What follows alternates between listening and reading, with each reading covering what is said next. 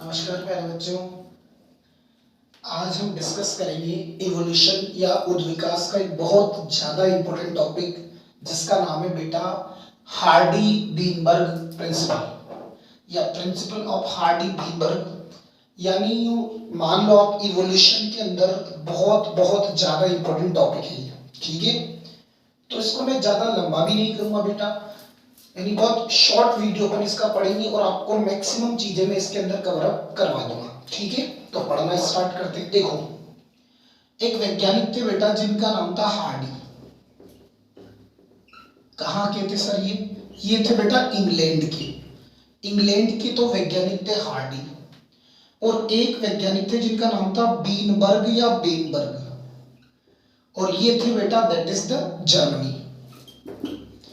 तो इंग्लैंड के वैज्ञानिक तो थे हार्डी और जर्मनी के वैज्ञानिक थे बीनबर्ग। इन्होंने 1908 में एक सिद्धांत प्रतिपादित किया बेटा, हार्डी और बीनबर्ग ने मिलकर के। उसी को कहा जाता है हार्डी बीनबर्ग का सिद्धांत या हार्डी बीनबर्ग प्रिंसिपल, ठीक है।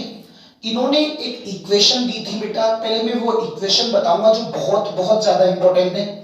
उसके बाद हम ये डिस्कशन करेंगे इसी लेक्चर के अंदर कि हार्डी बीनबर्ग सिद्धांत को कौन कौन से कारक प्रभावित करते हैं, वो सारी चीजें। तो सुनो, इनकी इक्वेशन थी बेटा P प्लस क्यू का whole square is equal to P square plus 2PQ plus Q square is equal to 1। Most most most important, कई बार पूछी जाती है ये टॉपिक, बहुत इंपॉर्टेंट है बेटा। आपके क्लास 12th के अंदर एनसीईआरटी में, नीट के एग्जामिनेशन के पॉइंट ऑफ व्यू से, बीएससी फाइनल ईयर के अंदर, एमएससी के अंदर, सब जगह पे हार्डी बीनबर्ग आता है और इंपॉर्टेंट इस बात का ध्यान रखना, ठीक है। तो ये जैसे आप a प्लस बी के होल स्क्वायर का फॉर्मूला पढ़ा आपने, a square plus 2ab plus b square, वैसे ही p प्लस q का whole square p square plus 2pq plus q square is equal to 1। अब प्रश्न ये बनता है कि सर इसका मतलब क्या है। तो इन्होंने क्या कहा बेटा, इन्होंने ये कहा कि मान लो ये एक बड़ी पॉपुलेशन है, बड़ी समष्टि है।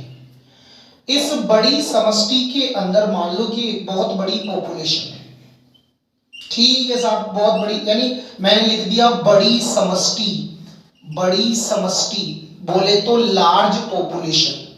इन्होंने हार्डी और बीनबर्ग ने कुछ फैक्टर्स बताया कि अगर वो 4-5 चीजें अप्लाई नहीं की जाए तो एक जनरेशन से दूसरी जनरेशन के अंदर जो है वो जीन्स या अलील की जो फ्रीक्वेंसी होती है वो सेम रहती है। दैट मींस, मैं इंग्लिश में एक सेंटेंस बोल रहा हूं, allelic frequencies are constant in one generation to the another generation. That means एक पीढ़ी के अंदर बेटा एलील की जो फ्रीक्वेंसी है अगली पीढ़ी के अंदर भी वो वैसी के वैसी रहती है। अब एलिलिक फ्रीक्वेंसीज क्या होती है, तो पहले मैं आपको कुछ बेसिक बातें समझाता हूं, ध्यान से समझना बेटा। जिनके कॉन्सेप्ट क्लियर है अच्छी बात है, और जिनके नहीं है वो क्लियर कर लेना। देखो, मैंने बोला कि ये क्रोमोसोम या गुणसूत्र, ये क्रोमोसोम या गुणसूत्र, इसका सेंट्रोमियर, गुणसूत्र के ऊपर लीनियर ऑर्डर में पाए जाते हैं, रेखीय क्रम में पाए जाते हैं जीन्स। मैंने कहा कि ये क्रोमोसोम या गुणसूत्र, गुणसूत्र के बीच का सेंटर इसका सेंट्रोमियर कहलाता है, इसके ऊपर ये जीन्स प्रेजेंट होते हैं, जीन्स। और आप सबको पता होगा हम काले गोरे जैसे भी दिखते हैं, हमारे बाल जैसे भी भूरे हैं स्ट्रेट हैं, इन सब का कंट्रोल बेटा जीन करता है, ठीक है। आपको पता है ना, जेनेटिक्स या आनुवंशिकी की इकाई कहलाती है जीन, जिसको मेंडल ने कारक कहा था और जीन शब्द किसने दिया था, जॉनसन ने। जीन जहां पर प्रेजेंट रहता है उस पर्टिकुलर पॉइंट को कहा जाता है लोकस। वंस अगेन रिपीट कर रहा हूं, जहां पर गुणसूत्र के ऊपर जीन मौजूद होता है उस पर्टिकुलर पॉइंट को क्या कहा जाता है बेटा, लोकस, ठीक है। अब क्या बताया इन्होंने ये कहा कि अगर मान लो कोई लार्ज पॉपुलेशन है, बड़ी समष्टि है, तो एक पीढ़ी से दूसरी पीढ़ी के अंदर जो जीन्स होते हैं उनकी जो फ्रीक्वेंसी या आवृत्तियां होती है वो हमेशा की हमेशा बेटा क्या रहती है, कांस्टेंट रहती है, उनमें कभी भी बदलाव नहीं आता। ये आवृत्तियां कब बदलती है, तो इन्होंने 5 ऐसे कारक बताए थे जो इस हार्डी बीनबर्ग सिद्धांत के ऊपर लागू नहीं होते, जिनको आप इनकी लिमिटेशन बता दो या आप उनकी सीमा कह दो या इनके ड्रॉबैक कमियां बता दो। ठीक है, तो इतना सा छोटा सा प्रिंसिपल था बेटा ये, p प्लस क्यू का whole square is equal to P square plus 2pq plus Q square is equal to 1। एक बार इसका स्क्रीनशॉट ले लो ताकि आप नोट्स मेंटेन कर पाओ। मैं कुछ बातें और भी बताऊंगा, वो फैक्टर्स कौन कौन से हैं, जीनों की आवृत्तियां क्या होती है, वो सारी चीजें, तो इसका स्क्रीनशॉट ले लो ताकि आप नोट्स मेंटेन कर पाओ। नेक्स्ट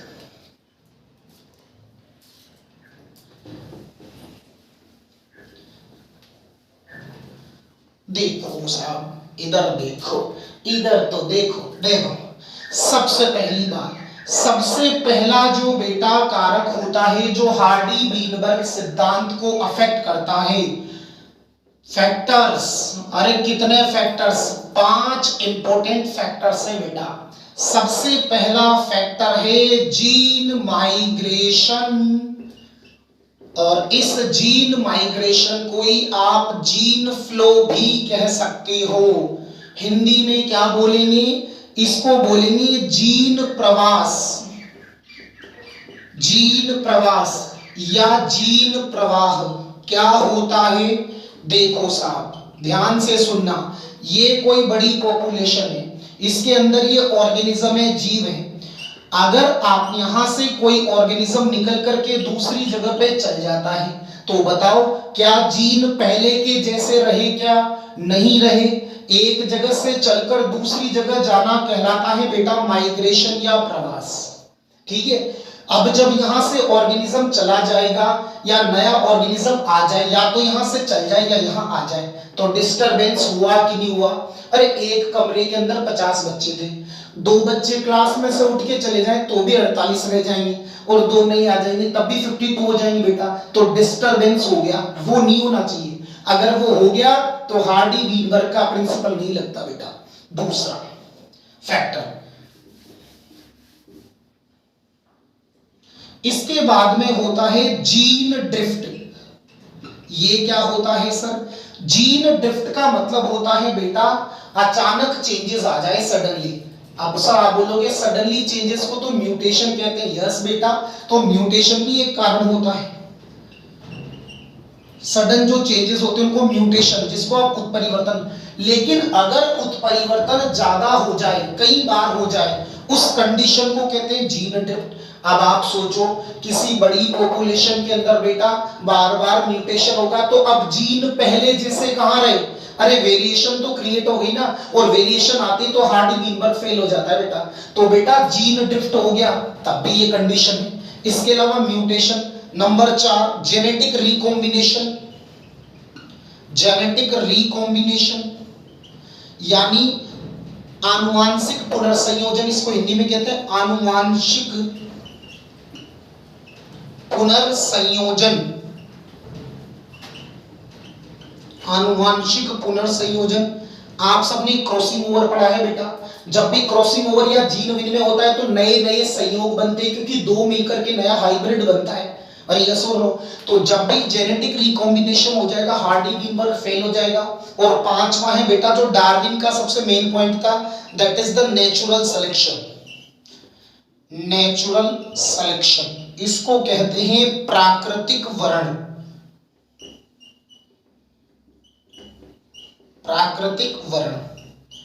तो प्यारे बच्चों, अगर मान लो किसी एरिया के अंदर नेचुरल सिलेक्शन हो रहा है, तब भी हार्डी वीनबर्ग का सिद्धांत अप्लाई नहीं होगा। 2 मिनट में इसको रिपीट मारता हूं, याद हो जाएगा, ध्यान से सुन लेना।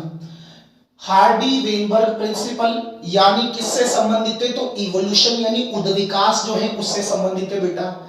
इंग्लैंड के वैज्ञानिक तो थे हार्डी, जर्मनी के वैज्ञानिक थे वीनबर्ग। उन्होंने दिया था 1908 के अंदर एक समीकरण दी थी, एक गणितीय रूप दिया था बेटा, p प्लस क्यू का whole square is equal to p square plus 2pq plus q square is equal to 1। इसका मतलब क्या होता है बेटा, इसका मतलब ये होता है कि किसी बड़े एरिया के अंदर, किसी बड़ी पॉपुलेशन के अंदर अलग अलग तरीके की जो स्पीशीज है उनको डिनोट करती है बेटा। ये 5 कारक बताइए जो इसको प्रभावित करते हैं।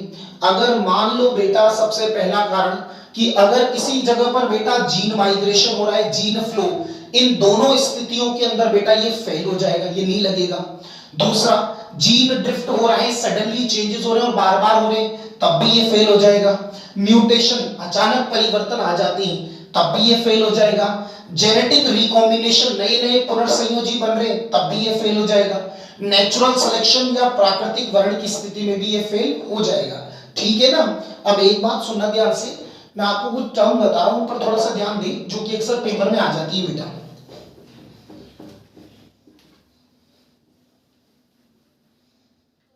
देखो साहब, एक टर्म है जिसका नाम है दैट इज द लोकस। ठीक है। एक टर्म है जिसका नाम है जीन पूल। ठीक है साहब। एक टर्म है जिसका नाम है फोंडर इफेक्ट।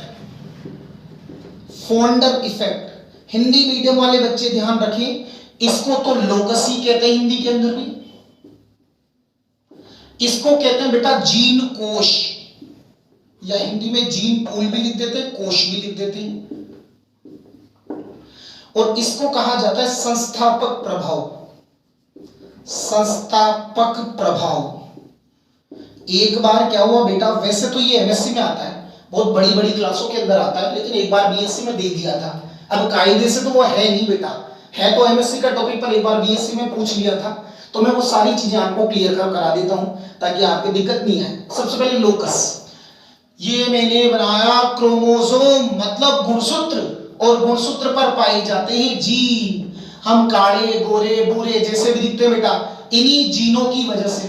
अरे बच्चों, जो पेरेंट्स से जो प्रोजेनी बनती है, माता पिता से जो बच्चे बनते हैं बेटा, उनमें माता पिता के ही तो जीन्स आते हैं, ये ध्यान रखना। तो जहां पर जीन प्रेजेंट रहता है उस पर्टिकुलर पॉइंट को बोला जाता है लोकस।